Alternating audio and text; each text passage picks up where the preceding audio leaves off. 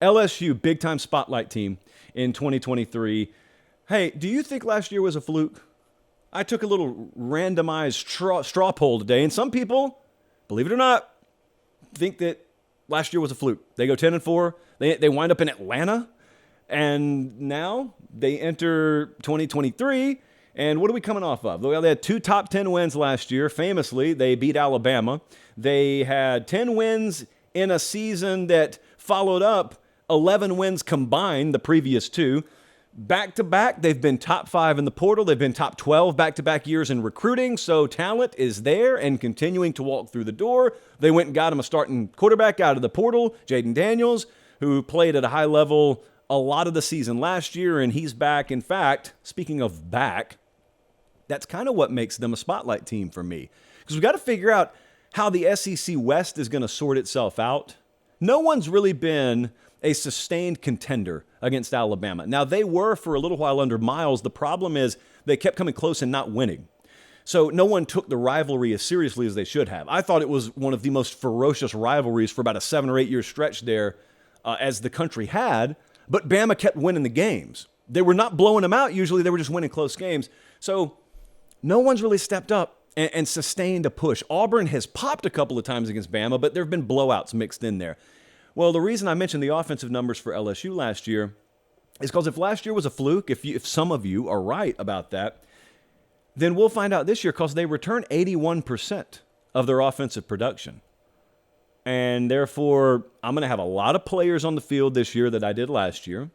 And I get to watch the team that is 10th in college football. They are 10th in FBS in returning offensive production. I get to see what they can do with it. And if they don't follow up, if there's not a sophomore campaign here, so to speak, for Brian Kelly that looks pretty good or pretty darn close to what we saw last year, or maybe even better, then okay, I'll entertain it. You know, if they fall off to 8 or 7 wins, okay, I'll entertain it. Really, I won't. I don't think it was flukish. I'd certainly, you know what I think about Brian Kelly, but if you don't, let's talk about him for a second. Brian Kelly, the entire BK factor, if you will, it's in play here. It's in play in 2023. I've noticed another thing when I've taken more scientific straw polling, basically just talking to people in the DMs on Twitter. That's what that means. There's a tendency some people have out there to just not have a clue about Brian Kelly. This has been a problem ever since he was at Notre Dame. It's a problem now that he's at LSU. He's not alone. They do it with Lincoln Riley, too. Don't worry, Brian. But they don't have a clue in some cases about Brian Kelly. If you want to bash him and you want to downplay his accomplishments, but you come at me and you have a well-formulated, logic-based, stat-based argument, okay, we'll just disagree. But most people don't have that. This is the same crowd that was, what do you call it when you play an accordion? Inhaling and exhaling the accordion of, well, Brian Kelly has bad dance moves. Well, Brian Kelly he's got a fake accent last year. That's that group over there. And that group over there, I don't think it'll be the most surprising headline in the world to note, does not believe in Brian Kelly yet. They saw last year, just like we did, but they saw last year and they said, yeah, he still lost 4 games. Hey, if he was so good, how come he lost to A&M the last week of the season? Now, these would be good arguments if we were 7 years into his tenure there. You don't get to hate on that guy for only winning 10 games when you said he wouldn't make a bowl game. You don't get to recalibrate your expectations on the fly. He's not the failure in that case. Your prediction is the failure. I'm telling you, I'm not going to expose them because they could probably expose me one day when I'm wrong about something. But I've got folks right here in my DMs, which means it's not in front of God and everyone because they hide it in the DMs, but in front of me, they're sitting here telling me he'll struggle to make a bowl game in year 1. The dude goes to the SEC championship game, and the same folks are telling me, hey, man, if he's really so great, why did he lose 4 games? Why, if he's really so great, why didn't he beat A&M? Do you not see the problem with that, friends? If you don't, I don't really think anything I say is going to make, as Meemaw would say, a hill of beans difference.